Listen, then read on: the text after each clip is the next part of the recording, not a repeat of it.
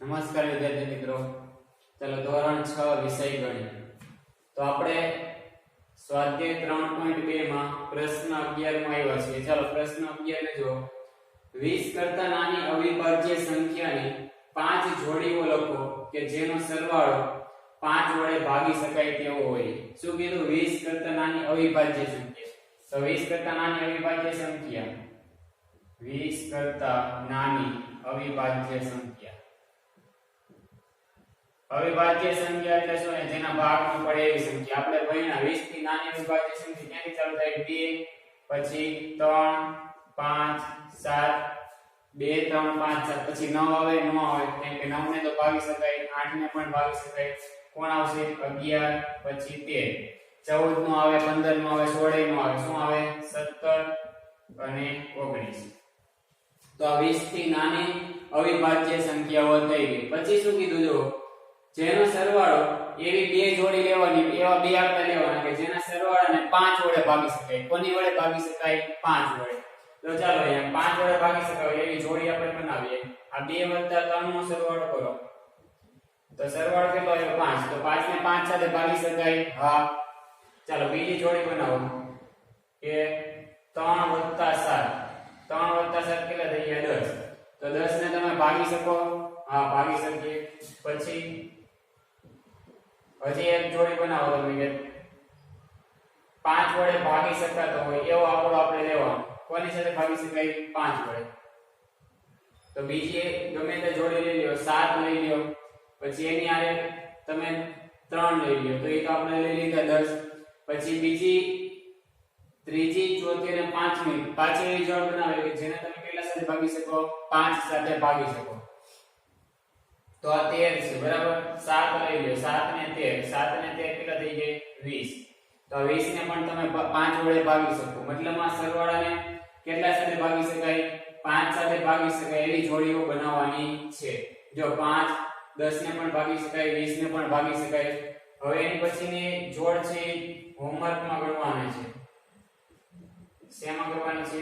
હોમવર્કમાં.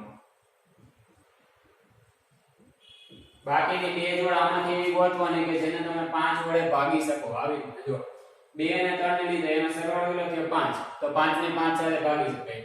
પછી 3 વત્તા 7 લીધા તો 10 થયા, તો 10 ને પણ ભાગી શકાય.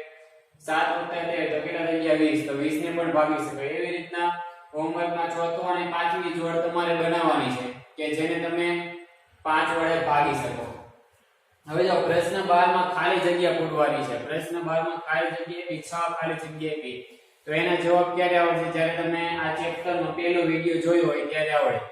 પહેલા વિડિયોમાં બધું ભણાવ્યું હોય, વિભાજ્ય સંખ્યાઓ, અવિભાજ્ય સંખ્યાઓ, પછી અવયવો, અવયવી બધું ભણાવ્યું હતું. તો અહીંયા જો જે સંખ્યાને ફક્ત 2 અવયવો હોય તેને શું કહેવાય? ફક્ત કેટલા અવયવો હોય? 2 અવયવો. એટલે એના ભાગ ચાલતા હોય નહીં. તો જેના ભાગ ન ચાલતા હોય એટલે કે માત્ર 2 જ અવયવો હોય એને કઈ સંખ્યા કહેવાય? અવિભાજ્ય સંખ્યા. એને કેવી સંખ્યા કહેવાય? અવિભાજ્ય. અવિભાજ્ય એટલે જેના ભાગ પડે નહીં. બીજી ખાલી જગ્યા જો જે સંખ્યાને 2 કરતા વધારે અવયવ હોય, 2 કરતા વધારે અવયવ હોય તો એને શું કહેવાય? વિભાજ્ય સંખ્યા. કેવી સંખ્યા? વિભાજ્ય સંખ્યા કહેવાય. માત્ર 2 જ અવયવ હોય તો અવિભાજ્ય અને 2 કરતા વધારે હોય તો વિભાજ્ય સંખ્યા. પછી શું કહેવાય? જો સંખ્યા 1 એ ખાલી જગ્યા કે ખાલી જગ્યા સંખ્યા નથી. હવે એકડો છે, એકડો એક જ નો આવે, અવિભાજ્યમાં પણ નો આવે અને વિભાજ્યમાં પણ આવે નહીં. અને એવું રીતે લખ્યું હતું કે 1 એ વિશિષ્ટ સંખ્યા છે. કેવી સંખ્યા છે? વિશિષ્ટ. એટલે કે 1 એ અવિભાજ્ય કે વિભાજ્ય સંખ્યા નથી. બે માં એકય સંખ્યા નથી, એક જ નો આવે. પછી શું કીધું? સૌથી નાની અવિભાજ્ય સંખ્યા ખાલી જગ્યા છે. સૌથી નાની અવિભાજ્ય ક્યાંથી ચાલુ થાય? અવિભાજ્ય સંખ્યા ક્યાંથી ચાલુ થાય? 2. અહીંયા જો 2 થી ચાલુ થાય અવિભાજ્ય સંખ્યા. તો સૌથી નાની કોણ કહેવાય? 2. તો સૌથી નાની અવિભાજ્ય સંખ્યા કઈ છે? 2. સૌથી નાની વિભાજ્ય સંખ્યા. વિભાજ્ય સંખ્યા એટલે જેનો ભાગ પાડી શકાય. ચાલો 2 તો કેવી છે? અવિભાજ્ય. 3 પણ અવિભાજ્ય છે. પછી શું આવશે? 4. તો આ 4 ના તમે ભાગ પાડી શકો. 2 × 2 2 કેટલા થાય? 4.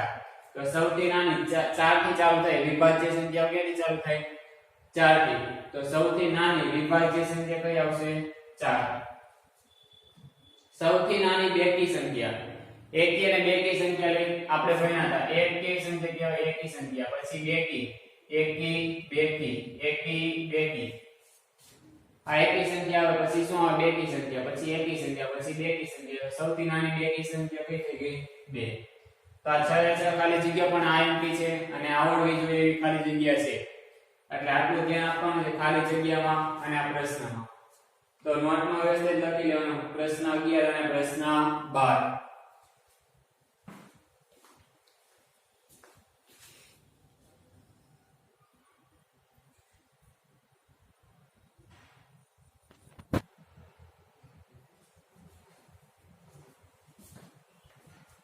હવે જો આપણે હવે સ્વાધ્યાય 3.3 ચાલુ કરવાનું છે સ્વાધ્યાય 3.3 નો પ્રશ્ન 1 આપ્યો છે હવે પ્રશ્ન 1 માં છે ને આખો પ્રવૃત્તિ જેવું છે આખો દાખલો બોર્ડ ઉપર ભણાવવો શક્ય નથી અત્યારે આખો પ્રવૃત્તિ જેવું છે એટલે થોડું ઘણું પ્રવૃત્તિ કઈ રીતના તમારે કરવાની છે સમજાઈ દઉં છું પછી ચોપડીમાંથી તમે જ્યારે નવરા હોય ત્યારે આ પ્રશ્ન કરવાનો છે કયો પ્રશ્ન નંબર 1 અને પ્રશ્ન નંબર 2 પણ એવો છે અત્યારે આપણે પ્રશ્ન 1 માં સમજાઈ દઉં ખાલી શું કરવાનું છે બરાબર પ્રશ્ન 1 માં જેટલું કરવાનું છે એટલું સમજાઈ દો પછી પ્રશ્ન 1 આખો તમારે પ્રવૃત્તિની જેમ પૂરો કરવાનો છે નોટબુકમાં આખો બોર્ડ ઉપર ભણાવવું અત્યારે શક્ય છે નહીં તો પ્રશ્ન 1 માં શું કહે છે જો વિભાજ્યતાની ચાવીનો ઉપયોગ કરી નીચેની કઈ સંખ્યા વિભાજ્યતાની ચાવી એટલે ભાગાકારના દાખલા તમારે કરવાના છે કે માની લો 6 આપ્યા તો 6 ને 2 સાથે ભાગી શકાય જો ભાગી શકાય તો હા 3 સાથે ભાગી શકાય જો ભાગી શકાય તો હા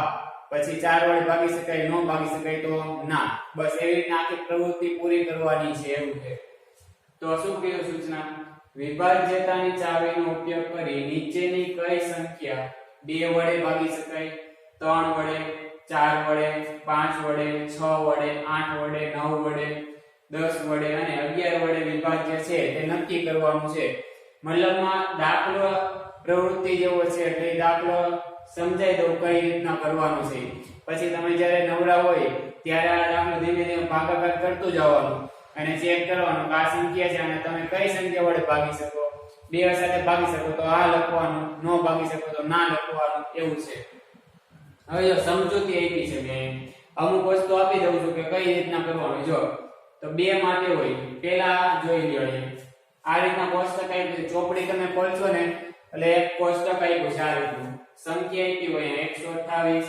990 1586 અને છેલ્લી સંખ્યા છે 40 68 39 વચ્ચેની બધી સંખ્યા મેં લખી નથી કેમ કે આટલું મોટું લિસ્ટ છે પછી અહીં આંકડા લખ્યા 2 3 4 5 6 8 9 10 અને 11 એને ભાગી શકાય કે ન ભાગી શકાય જો હવે જો અહીંયા 128 છે 128 ને 2 સાથે ભાગી શકાય હા જો 128 ને તમે 2 સાથે ભાગી શકો 2 6 12 0 0 ઉપરથી આવ્યા 8 બરાબર તો 2 ચોક 8 0 આવી ગયો તો આ 2 સાથે ભાગી શકાય તો જવાબ શું આવે હા પછી 3 વડે ભાગી શકાય 128 ને 128 ને 3 વડે ભાગી શકાય 3 4 12 ઉપરથી આવ્યા 8 3 2 6 શેષ કેટલી વધી 2 તો હવે ભાગ ચાલે નહીં તો અહીંયા શું આવશે જવાબ ના પછી 4 સાથે ભાગી શકાય તો આ 4 સાથે ભાગી શકાય જો 128 ને તમે 4 સાથે ભાગી શકો તો 4 તેરી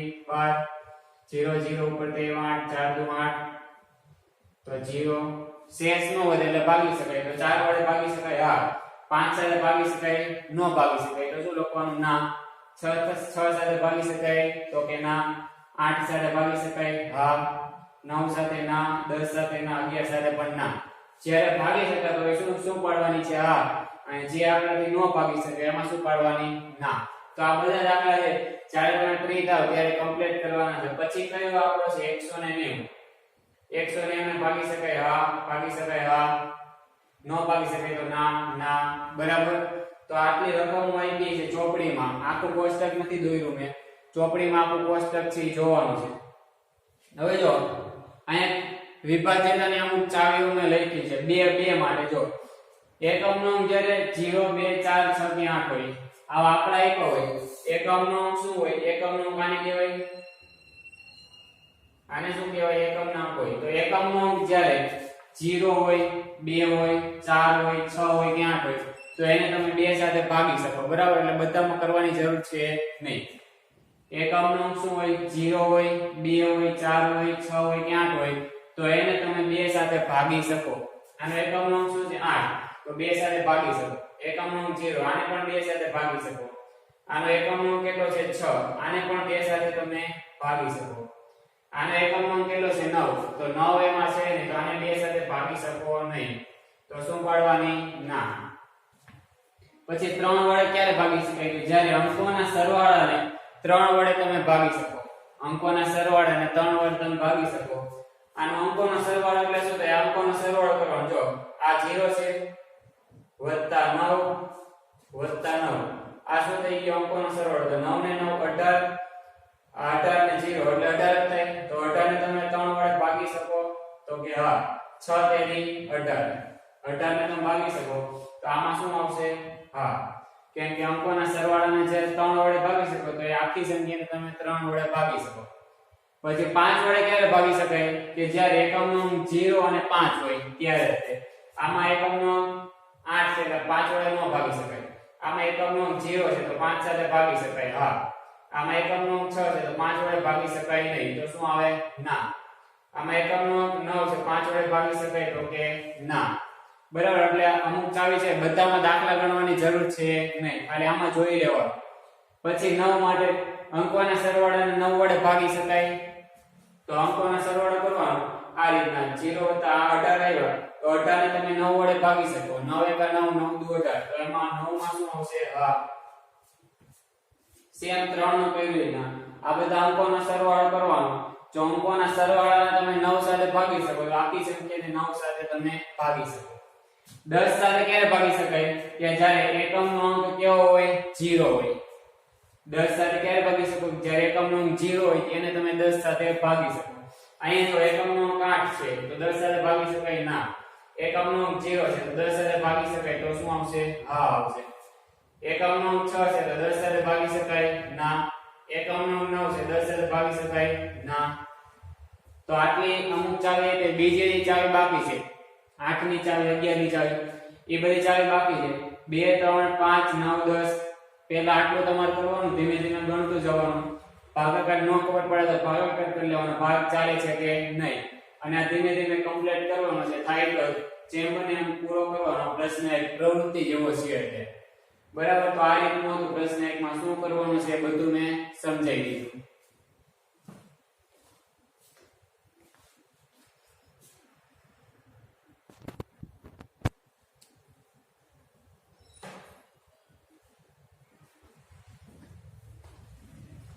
ચાલો એને પછી જો પ્રશ્ન 2 વિભાજ્યતાની ચાવીનો ઉપયોગ કરીને કઈ સંખ્યા 4 અને 8 વડે વિભાજ્ય છે તે નક્કી કરવાનું છે. કઈ સંખ્યા વડે 4 અને 8 વડે વિભાજ્ય છે કે નહીં તે આપણે જોવાનું છે.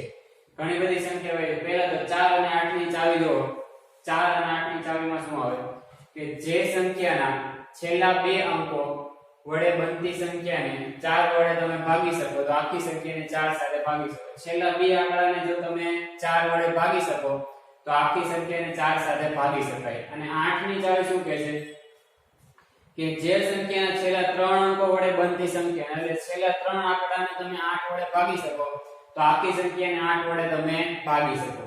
તો આપણે જો આ પહેલી સંખ્યા કઈ છે 572.